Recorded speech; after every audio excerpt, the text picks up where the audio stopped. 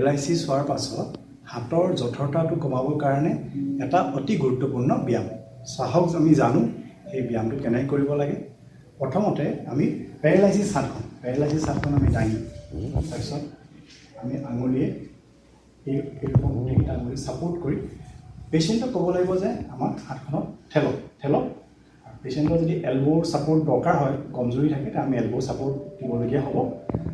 ঠেলিবলৈ ক'ব লাগিব পেচেণ্টক আৰু তাৰপিছত ক'ম যে আপুনি এটা চাৰ্কেল বনাওক, ৰিভাৰ্ছ উল্টাকে এটা ট্ৰাইংগল শ্বেপ বনাওক, হাতখন চিধা ৰাখিব পাৰিলে তাৰপিছত এলফাবেট যিকোনো এলফাবেট লিখিব ক'ব পাৰে, এ এলফাবেট। তাৰপাছত আমি নৰ্মেল হাতখন পাৰিব পেচেণ্টে কৰিব, নৰ্মেল হাতখন আমি দিম, নৰ্মেল হাতখন চিধাকৈ ঠেলিব লাগিব, দুখন হাতে ঠেলিব।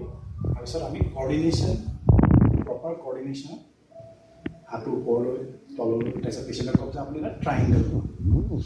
চ' এই মুভমেণ্টছবিলাকে বেটাৰ ফেচিলিটেশ্যন কৰিব, ট্ৰেইনিং কৰিব, ইয়াকে আমি মিৰৰ থেৰাপি বুলিও কওঁ। তাৰপিছত এটা চাৰ্কেল বনাওক, ৰিভাৰ্ছ